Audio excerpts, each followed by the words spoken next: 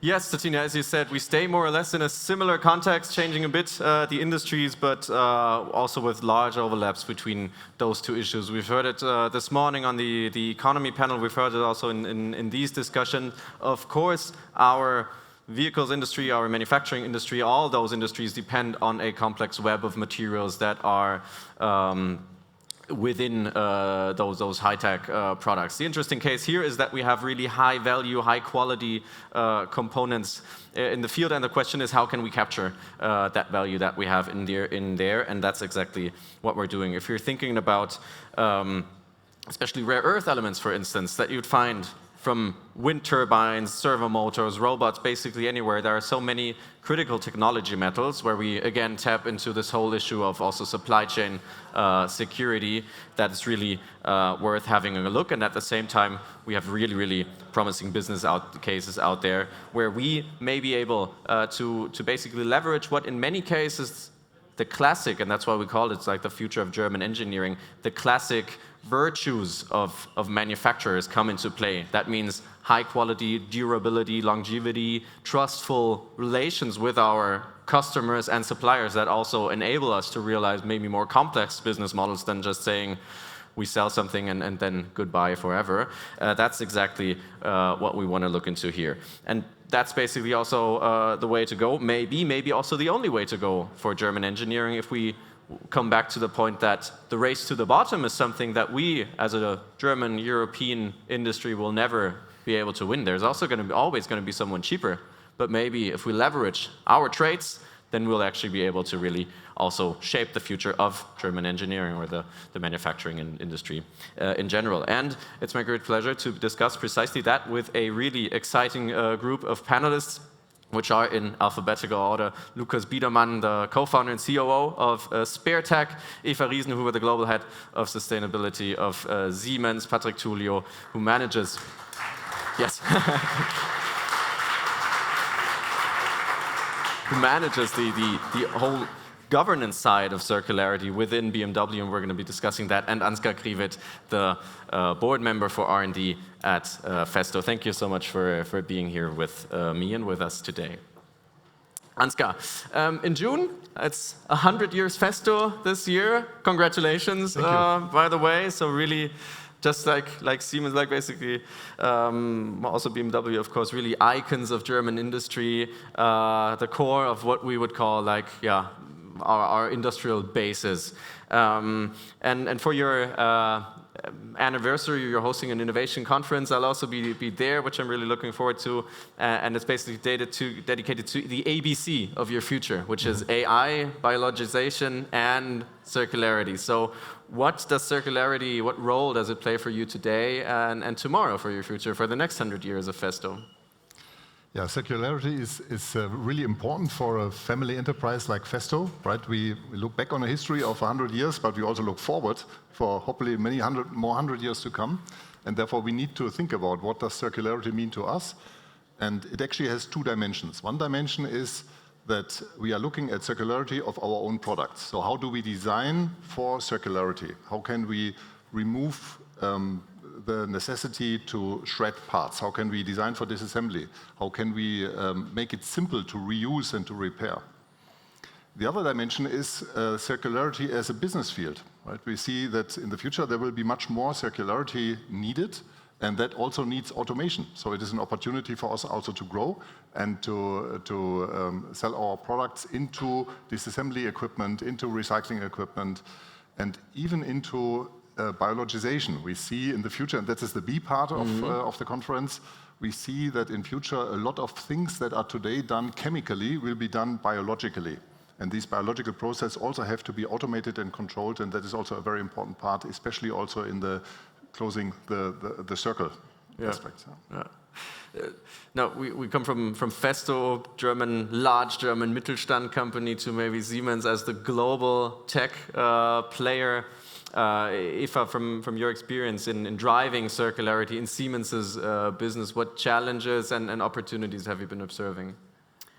So first of all, thank you very much for the invitation. Delighted to be here with this group of really inspiring and inspired people. I know you all know this, but let me just briefly tell you how Siemens is looking at the world. So we're very aware of population growth. In 2050, there will be close to 10 billion people on the planet. We're also fully aware that we today already consuming 1.7 times the Earth, so much more than the Earth can generate. So that is putting a lot of pressure on supply chains. So when you look at material scarcity, availability of material, we know we're going to run into scarcity spots. And the only way to close them is by closing the loop. I know we're all motivated here in this room by climate change and biodiversity loss. And this is very, very real, and it's motivating me as well. But it has impact on economies, and it informs governments to push regulations. So the world that we're navigating is one where you artificially change markets through government regulations because they realize that they have to close the loop and keep material and products in the life cycle over and over and over again, because this is also a way to geopolitical independence. So once you have, that material gets extracted in countries that maybe are not that friendly, processed somewhere else, but once they already have been imported, once they stay in that country. So just pointing out that going to circularity is really good business because it helps you become more resilient, more competitive, and sustainable. So where do you start? And the short answer is you have to start everywhere. As a global company, so it's like when you look at product design, it's refuse, reduce, rethink. We have to think how it scales, which is a superpower of business. It should scale, which means that for the customer, it has to be more performance and less costs and sustainable, which means we have to be smarter than ever before. We dematerialize, we're making it smaller, we're adding functionality, and we're phasing secondary material.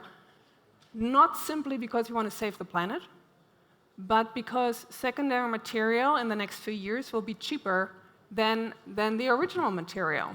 Going back to supply chain, but also CO2 taxes like CBAM and others. So it's really changing the world we're operating in. So product design, but then you also already have a lot of products in the field. How do we get them back? The reverse logistics part, where we need to partner, which is what we're talking about today. And then the repair, refurbish, remanufacture, all of that, we all understand, it's operating models. How do you make money out of it? So cracking the business model code, and it's like I don't want to take too much time here. Maybe one of the next questions you ask me about cracking the business model code, because you can't just stop thinking about what your superpower is. You need to figure out how to scale and who you need. So it's system thinking, ecosystem. How do you make money? By not selling more, but by keeping it alive a lot longer. Where do you do that for a global company? And what do you start piloting? So all of these are questions that one has to think about when moving into circularity, which, by the way, is a very unique opportunity for humanity to rethink something that has been broken from the beginning. Exactly. And cracking the business case. I don't know who among you has followed the opening. Some of you just arrived, so I'll maybe briefly recap. I said the provocative phrase in discussion with the former co-president of the Club of Rome, Sandrine, that I believe that in sort of the notion of getting rich by saving the world. Maybe it's getting rich was sort of the wrong way to say it. I'd say earn money by saving the world.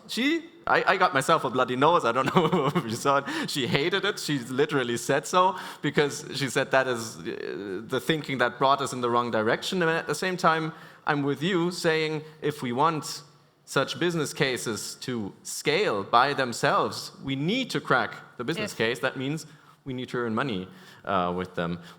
One aspect for, maybe we'll get into cracking the business case in a second, but one key aspect to this is, of course, the customer, which leads me to Patrick, obviously, as BMW, is one of the large customers who then ultimately, in certain contexts, then use, for instance, Siemens products, really also Festo products, in their manufacturing lines.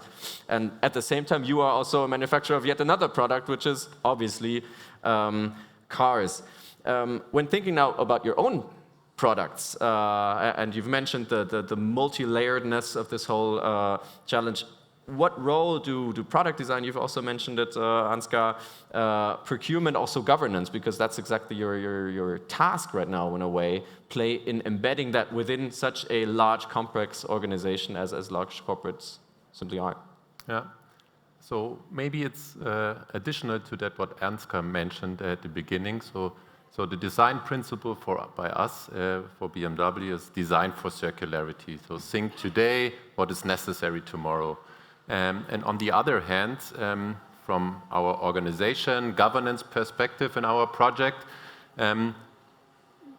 we created a journey and bring all the 4 segments in our business model for circularity together. The first thing is the develop segment. So as I mentioned, how we think today, we need to design products to get, let's say, the results for circularity targets than tomorrow. The second thing is, for us, it's called source. It's the procurement, so how we can enable our supply chain to get the material. It's the availability, what was mentioned before.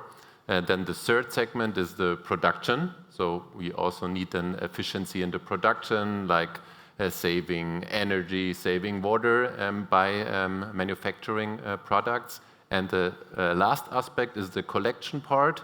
It's like Daniel in the panel before was mentioning, how we bring all the parts, all the vehicles back to our business, so we can gain materials out of it and then making use. So in an, let's say, in a perfect world, yeah. So it should be the target from 2 or 3 old vehicles. Is it possible to create 1 new one? Yeah, that's an ambitious target, yeah, but that should be, let's say, the vision on the horizon. Yeah. That again then comes down to mainly product design, of course, also, which leads me back to Ansgar as the R&D board member, so the engineer in a way. How do you embed that into your whole research and development process to design products today that are ready for circularity tomorrow? In the R&D process and the design process, you always have different goals and also conflicting goals, right? Yeah. No matter whether you do cars, whether you do electronic controls or actuation motion instrument, you have always conflicting goals. And then you need to find good balances to achieve the best level of all the different potentially conflicting targets. And sometimes you can find also very good solutions. So if you think about circularity, maybe you find out that instead of using 2 materials combined in one product, which then makes it difficult to recycle the material, you can use one material that has a coating to create the same effect, technical effect, but is actually better for recyclability, and it's also better for the cost. So sometimes you need to find synergies. And we do that by having clear design guidelines for our design teams. So we have a lot of design teams around the world that are designing future products, and they all have clear guidelines what to take care of. But this is never, let me say, the unique target, right? It's always a combination of different optimization targets. Just like you said, we need to make it work. Therefore, it cannot be double the cost. We need to find good compromises between the different targets. One thing that helps us actually here is digitalization. Because in order to something, to repair, to reuse, to recycle, the one thing that you need is information, right? What happened to the product during its first life? And there, digitalization offers huge opportunities. Think of the digital twin with the possibility to have an instance that collects all the loads that the product has seen. Fantastic opportunity then to use that information in a recycling, reuse, repair process. And that is something that we trust in a lot, and where we also invest a lot of effort to make sure that we know as much as possible about any product that comes back to us. Now, Eva, coming back to that business case, Siemens as a global industry, you're a hardware, but also to a large extent, obviously, a software company, and you come in when we're thinking about cracking that business case, probably from 2 angles. One thing is driving circularity within your own products, but of course also enabling other companies to go circular on that data level in terms of R&D and so on. And can you share with us a bit how you empower other companies and also drive it internally and how you crack them? eventually that business case? Yeah, so as you know, that Siemens has been around for 170, more than 175 years. So we build the infrastructure we live in the real world, and in electrification, and building and transportation, in industry manufacturing. And now we have the biggest industry software portfolio, and we simulate it. So we can simulate the product, and we can also simulate it for, optimize it for substance usage, for example. We simulate the product, we simulate the production or the process, so we can do the entirety of this product, and of course already consider the end of life of that product or the end life cycle of that product.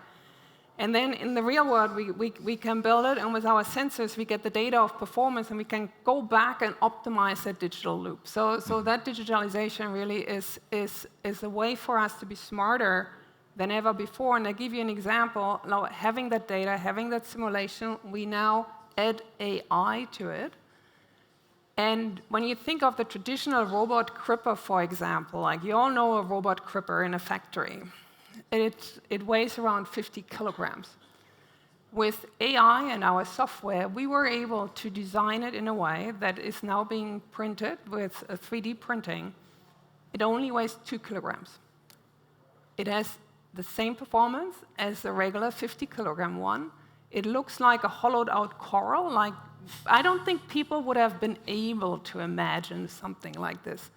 And it's 90% lighter. It's so much more efficient. It uses less energy, and it's faster because it also less mass to move around.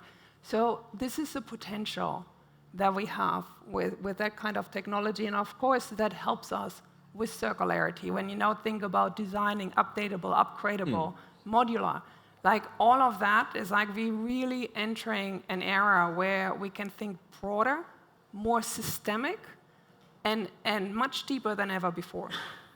And that makes me actually optimistic that we can do this. Excellent. And already now we have also very specific use cases out there that are really exciting and functioning. Lucas, I want to get into what your startup, I'd rather say scale up probably meanwhile, is actually doing, and you're working with some here on stage, I guess also. And you write on your website, by transforming industrial spare parts data into an efficient, reliable, and collaborative experience, you want to empower a zero-waste industrial sharing economy. Can you explain to us what that means? Sure thing. So the next 15 minutes are mine.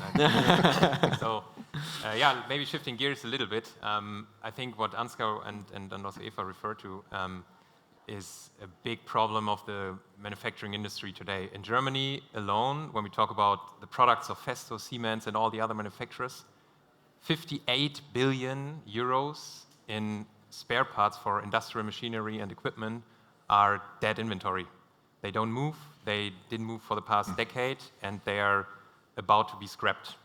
And this amount increases year over year, and that's why the Siemens, and I'm delighted to be on stage because Siemens and Festo chose SpareTech years ago as one of the data, or basically the data provider to BMW, Bosch, Nestlé, and many other leading manufacturing companies worldwide, because we basically index the entire installed base of all the equipments of the industrial players and can then tell where did actually the real physical part end up.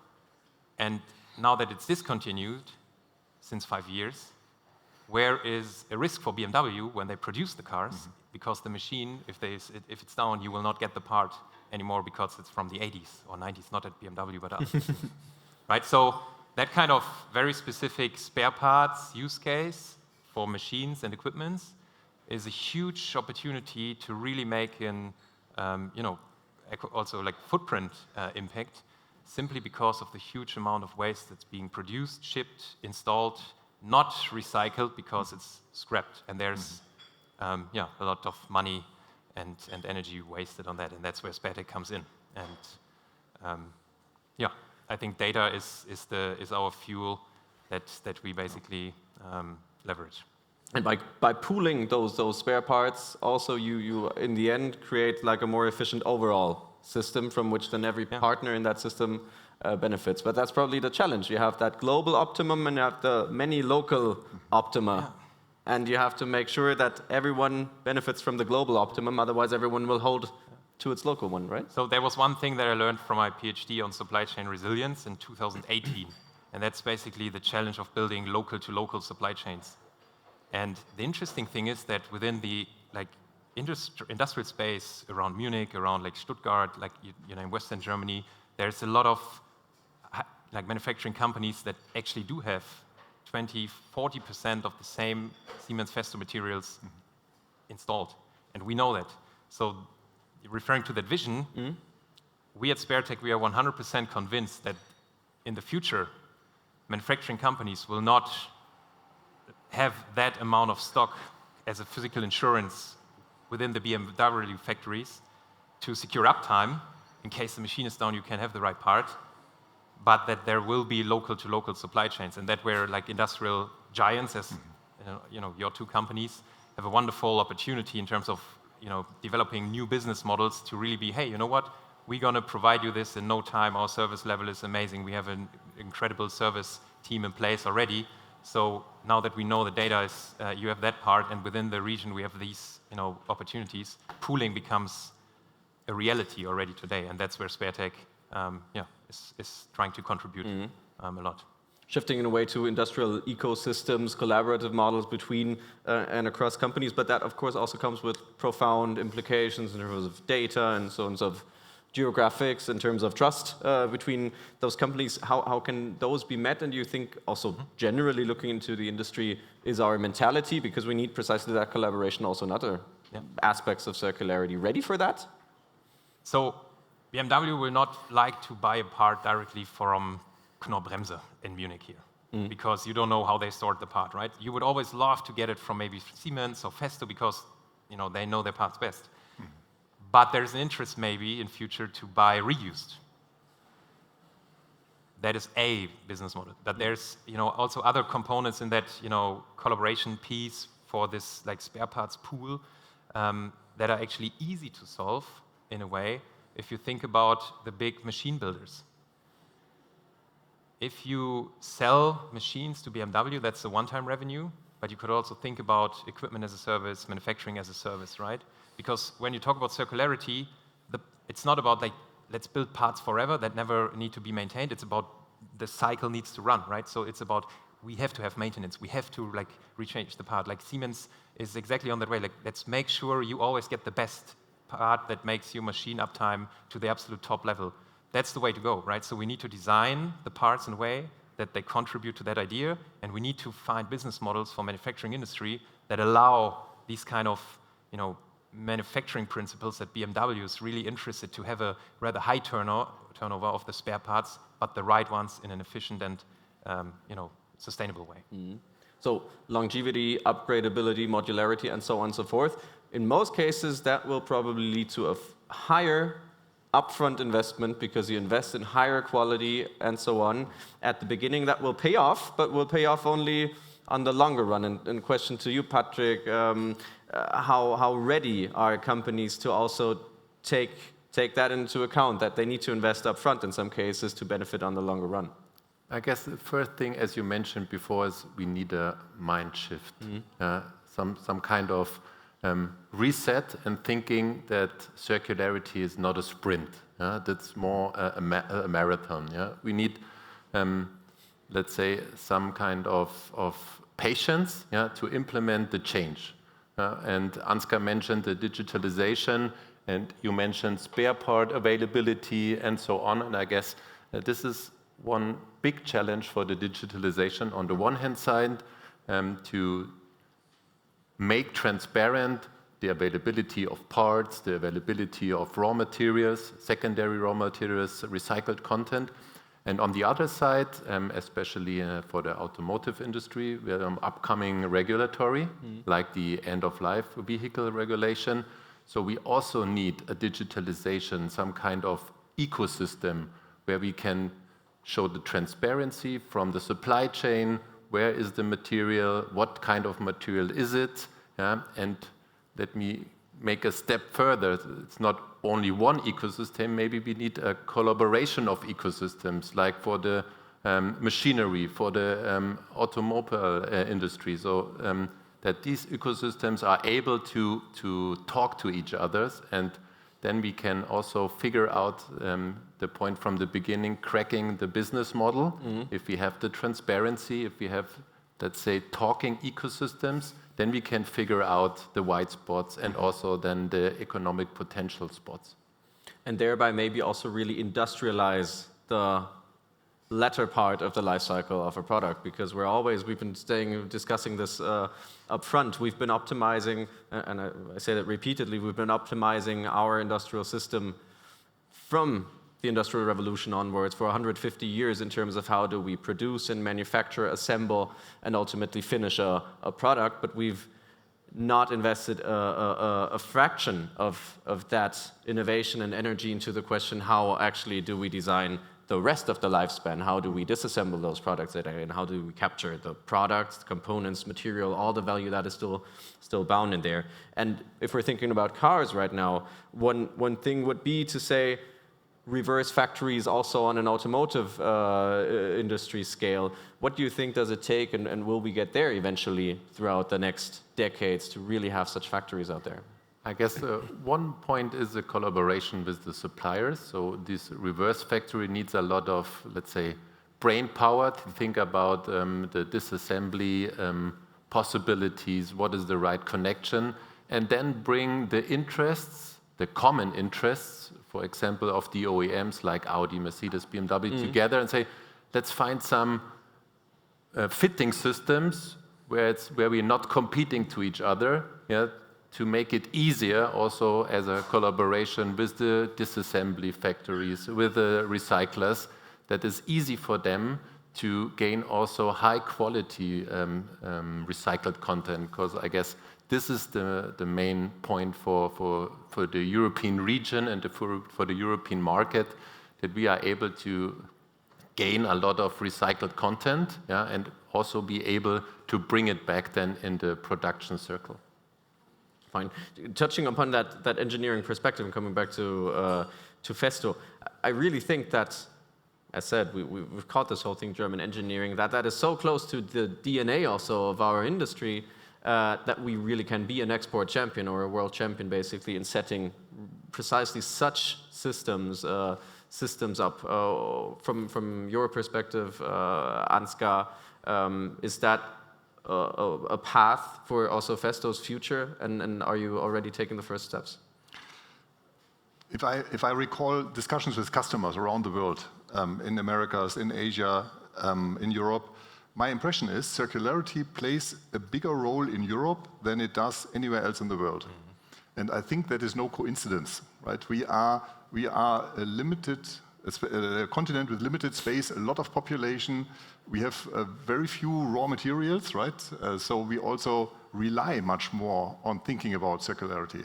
The pressure here is stronger, and the regulatory pressure comes on top. So we are more aware of the fact that this thing is coming. But it is not only coming for us, and Eva, you mentioned that, we are consuming factor 1.7 of what the Earth can provide. So it is a question of humanity, right?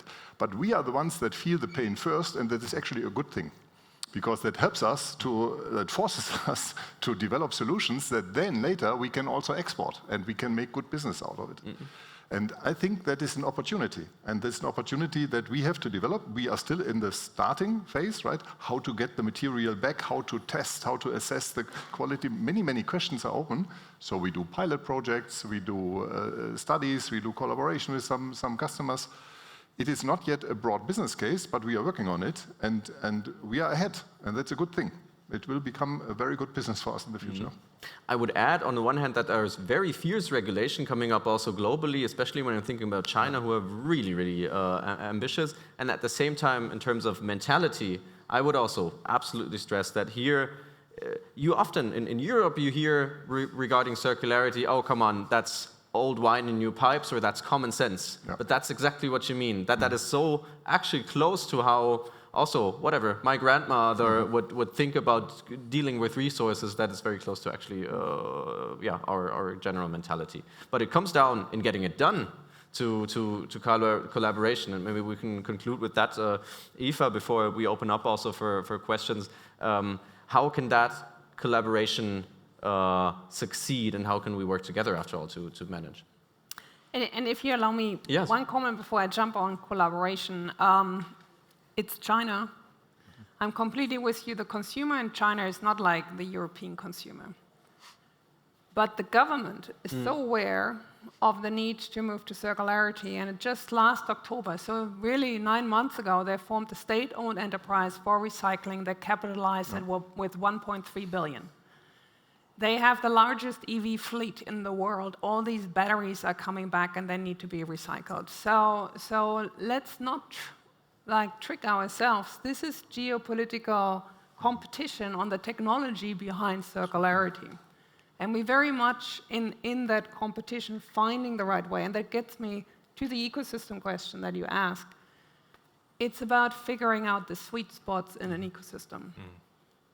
We're fully aware that we can't do it ourselves. Like we will not become a recycling company. But when we partner with recycling companies, we know how our products have been built. It's like also for BMW, you know exactly how your products have been built. You have the blueprint of being able to optimize taking it apart. And there may be things in your cars that you definitely want back that are more valuable, that you might be able to reuse over time or that you need for future spare parts. So there are different considerations. But then you need the recycling industry to come in and play their part. And of course, if you want to close the loop, and we all need secondary metals like aluminum, steel, copper. So if you partner with your recycling company in an ecosystem, you also you find a way to channel your used products there for recycling. You may enter into offtake agreements for what is coming out at the other end. That is one way of determining the ecosystem you want to have, and it's many different ecosystems on many different levels, but it's also the question of, if you want to scale it, where is the business model for all of that? So again, coming to we're pulling some products back. Some products have so much value that maybe we don't want to have them moved to recycling. Maybe we simply refurbish them ourselves, move them to secondary marketplaces and sell them again. Or we have a customer. A customer always has a challenge. A customer doesn't buy a product because he wants a product. A customer buys a product or a solution to address a challenge. It's that whole question of you buy a drill for a hole in the wall, all you need is the hole in the wall. So if you figure out how to get that hole in the wall for the customer, we're back at service and we add outcome, promising an outcome, and that's a completely different model. And the nice thing is, it doesn't matter if the product that is being used is refurbished or remanufactured because we guarantee the result that counts. The result. Exactly. Yeah. But shifting from here to there, that is a profound transformation, obviously, in many regards.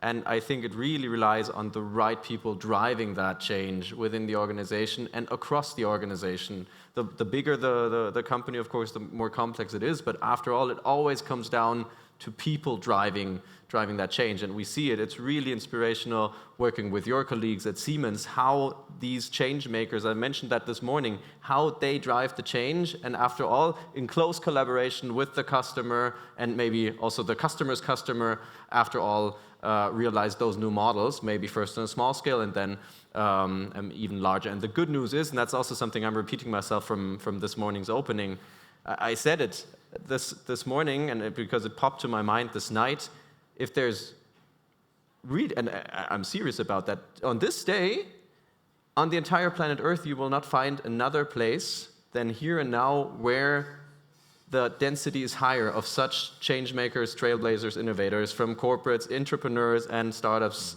entrepreneurs. So I think we're in the right spot to drive that change also. Wrapping this up, I want to open also the panel to questions from the audience.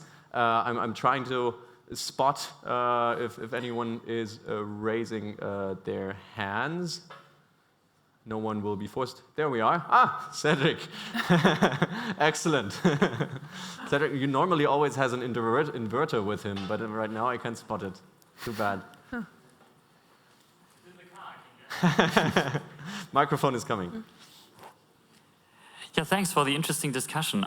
Maybe one thing, or what would be the thing for you, being it from regulatory side, from market side, if you had a wish for really boosting this circularity economical change that we were talking about.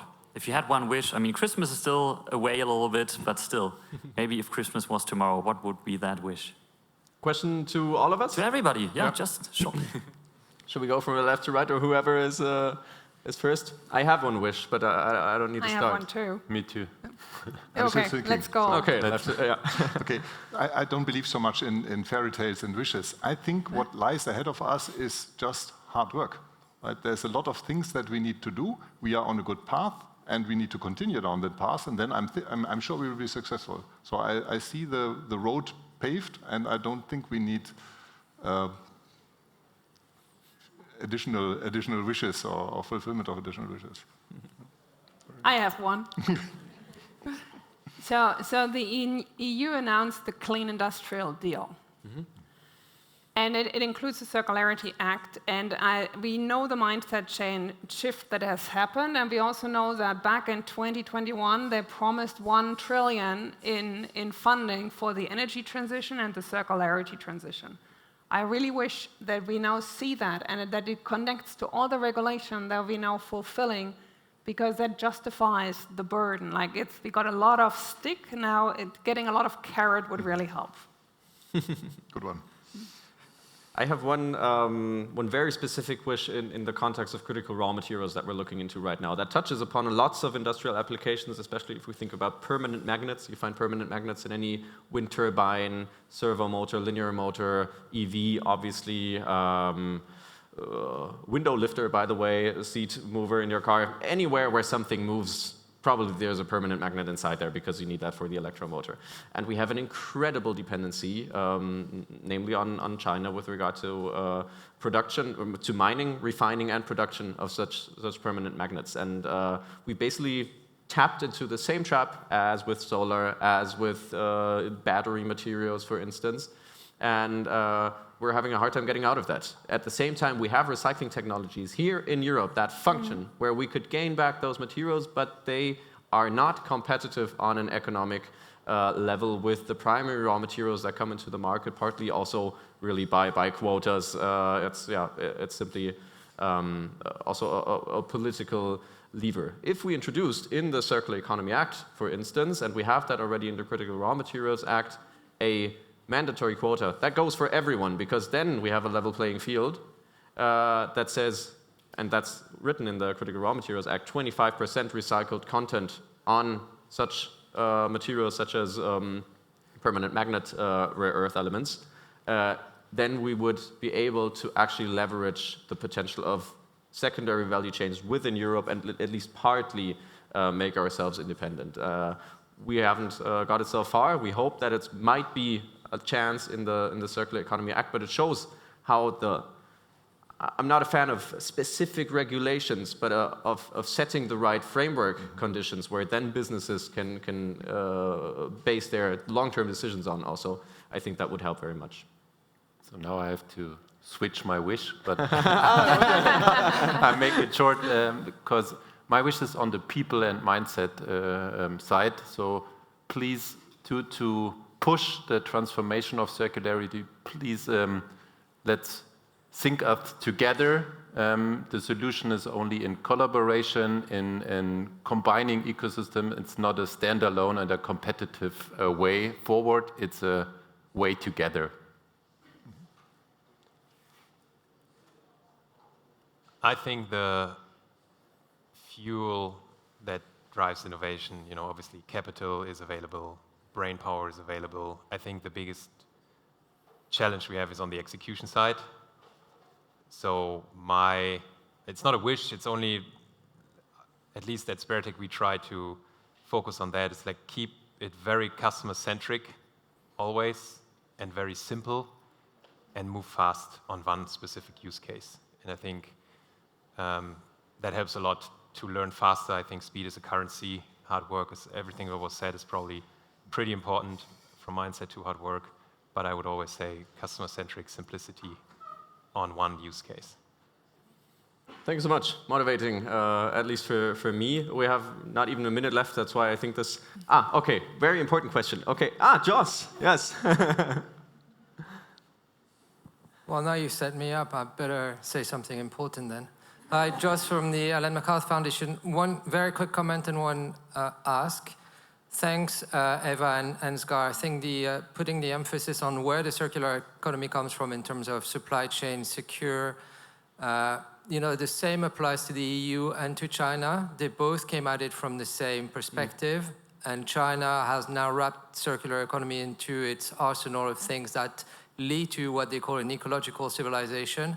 By the way, there's an MOU between the EU and China on circular economy that we facilitate through our Beijing office, so we're always very keen to help where we can from a business policy interface perspective. And maybe my ask, in the current climate, I think it's more important than ever than the private sector and you guys who are being pioneers in circular economy really advocate for these business models and show that it makes a lot of sense. Because the weight of the voice of the private sector gives a lot of mandate and gives more ambition to policymakers to be really bold and ambitious when it comes to creating the enabling conditions. Thank you. Thanks so much, Joss. I can only stress that also, by the way, in the permanent magnet example, it's exactly that also what we hear from politics, that we need the clear mandate in a way from the industry that everyone is agreeing that we need to, level up our game, if you will. Once more, thank you so much. We're going to have a brief coffee break right now. Probably that's also something that maybe Tutina is going to be announcing, so I'll better be quiet. Thank you so much.